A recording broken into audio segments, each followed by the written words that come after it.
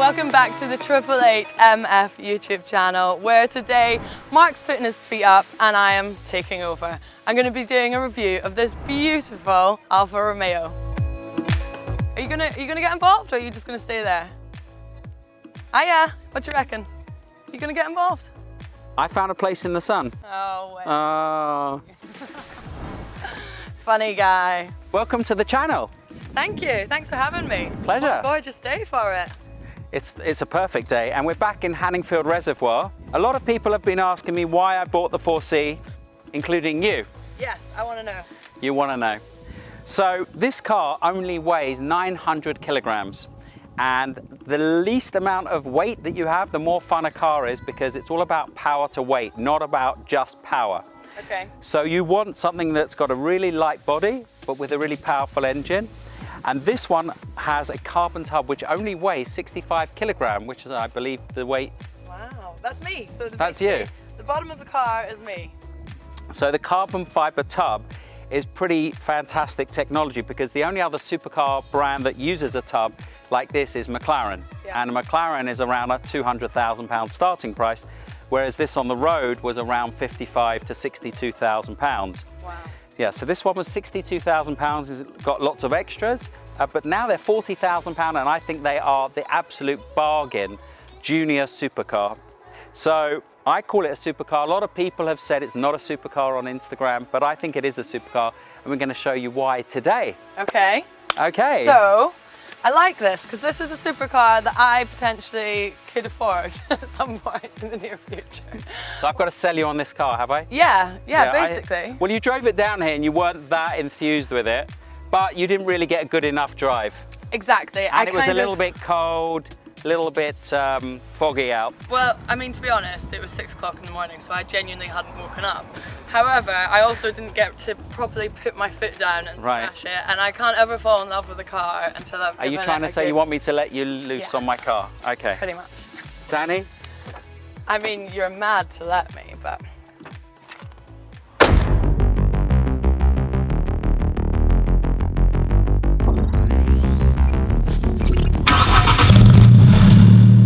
Try not to kill any people on their bikes while we're at. So you've got dynamic mode and then just the normal mode. We're in normal at the moment. This is the first time I've driven this car properly. And to me, compared to other supercars that I've driven, this feels a bit more like a rally car. It feels a bit heavier and it feels a bit grittier. I do feel like I could go on a dirt track with it though, and it would be quite fun. Oh yeah, so we're going to go into dynamic mode.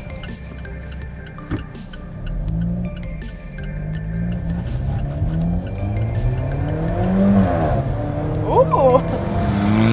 I didn't think I would feel that much of a difference going into dynamic mode, but woo! Yeah! So it doesn't have power steering, this car, which originally I didn't really like it, felt too heavy. It's not bothering me now. Do you know what though? I do just still feel a little bit like I'm like in super wacky races.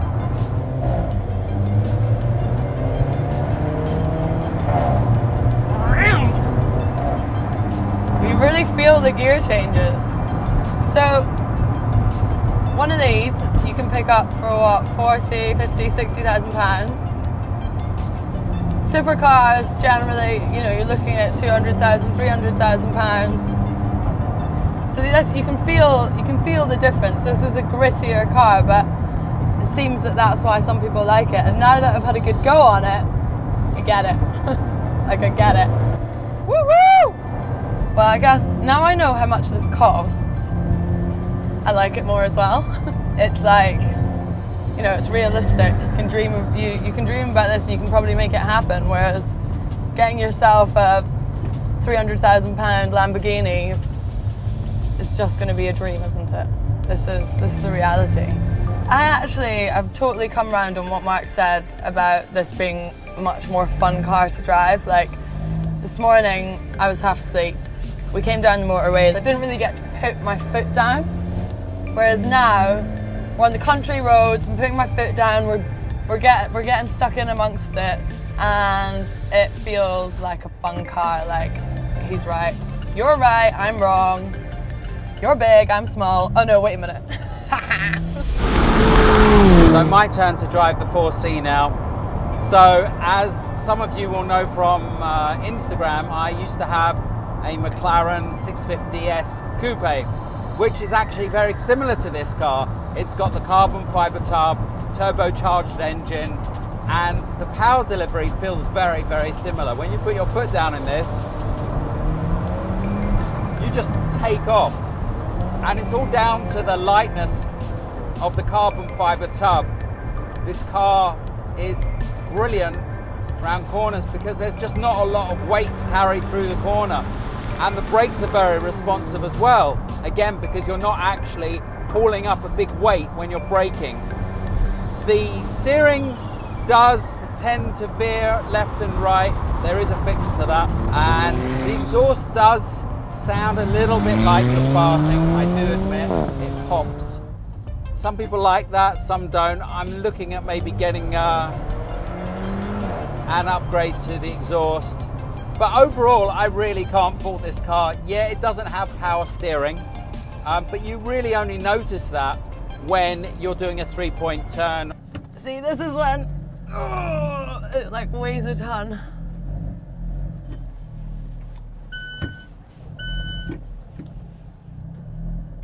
He's gonna love this if this is recording. A 25-point turn. Beautiful.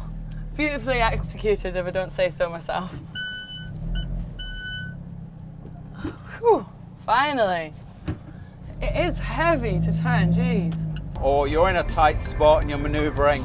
Apart from that, you really don't feel the heavy weight of the steering wheel. And it does give you a really nice feel when you're driving. What else do I love about it? I love the look. I really haven't seen many of these on the road myself, and every time someone sees me driving by, they stare and they look and they take photos.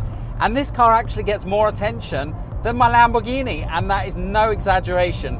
I'm driving along in the Alfa 4C and people stop, take photos everywhere.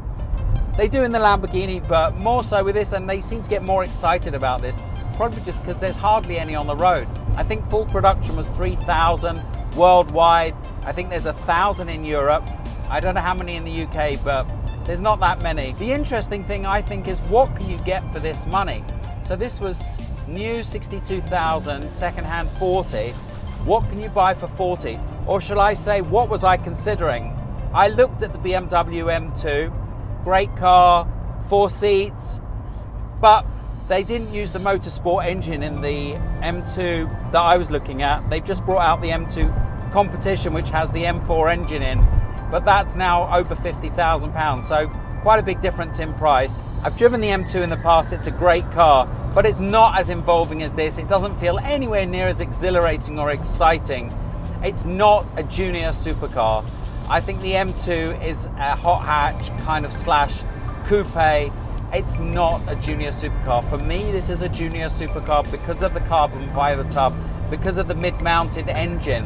It is a junior supercar. Yes, it doesn't have 500 brake horsepower that a lot of supercars have, or 600, but the 240 brake horsepower that it does have accelerates it from 0 to 60 in 4.5 seconds.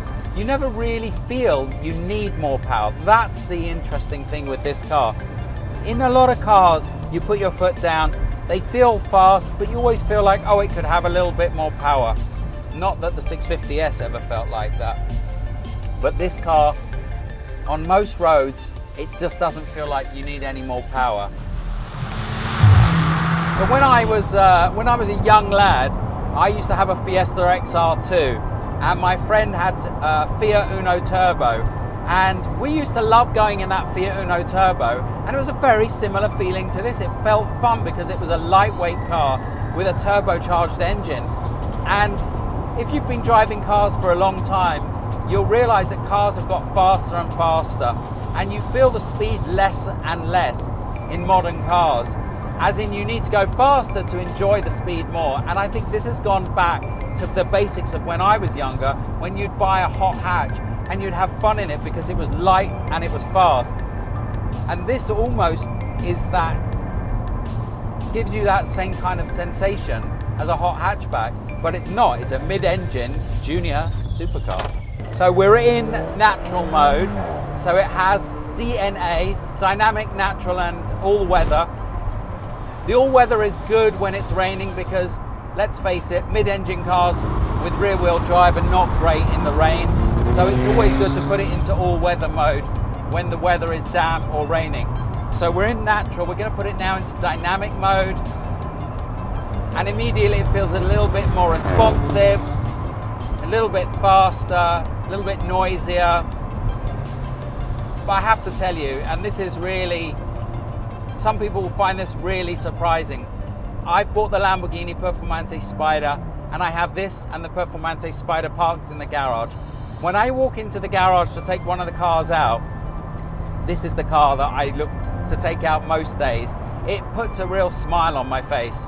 The Lamborghini is a big, heavy car. It's wide and it's very expensive. And when you're driving a car that's expensive, you're always slightly cautious that you're going to hit the car, people are going to scratch the car. You have to be careful where you park it. You don't want to go through width restrictions. You have to be really careful over speed humps. And essentially it means that you just don't take it out all of the time. This car is fun, it's not expensive, and you can just have a lot of fun in it, and you really don't care about going through width restrictions. A little bit wide at the front, I have to say.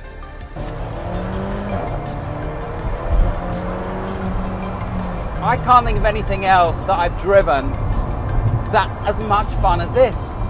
I mean, I've driven a Lotus Elise in the past, but the Lotus Elise feels like a really track-focused car. This feels like a road car, and it feels really comfortable. The seats are really lovely. They don't go back a lot, but I can put up with that. So apart from an M2, what else can you compare to the Alfa 4C? Well, the only other car I think that's really comparable is the Lotus Elise. A lot of people say the Porsche Cayman, but I've driven a Porsche Cayman. The Cayman is a great car, but again, a Cayman GTS, I reckon you're talking about 50, 55,000. So again, a lot more money than the Alfa 4C. What's really nice about the Alfa 4C is that they've stopped making them. So they made them, I think, from 2014 to 17, 3 years of production, and now they've stopped making them. So I think this car will hold its value in the future and maybe even appreciate good examples. Yellow, I love the yellow because it really stands out, a little bit like a little Ferrari. They do them in pearlescent white is really popular on the launch edition, and there's a couple of black ones which look really good. But I think if you're going to get a little fun car, then why not have a fun color? Fuel consumption is fantastic in this car. I mean, if you jump out of a Lamborghini or a McLaren, you know, you're jumping in, you're going to the petrol station every couple of days. In this, you can drive for a week without having to go to a petrol station, even if you're driving it hard. But it's so involving to drive. It just gives you so much feedback, and it sounds great, and it sounds really involving. It really puts a smile on my face every time I get into the car. I would actually say that the only car you can compare this to is a McLaren 12C. Why do I say that? Well, it's got the carbon tub, it's got direct steering, and it's fun to drive. Now, the McLaren 12C is really, really cheap now compared to when it was new. I think they're coming in at around £85,000 for a used car. Now, just remember, if you ever do buy a McLaren, to have a warranty on the car, because if they go wrong, they're expensive. But if you pick up a McLaren 12C for 85 grand, I think that's the closest you're going to get to an Alfa 4C. If you don't believe me, go and test drive an Alfa 4C, take out a McLaren 12C, and tell me which one you think is more fun. I had two 12Cs, and I have to say this comes pretty close to giving me the thrill of that McLaren.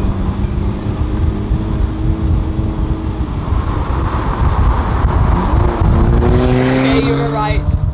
You were right. Right about what? You were right about the car. I changed my mind. You changed your mind, right? I did.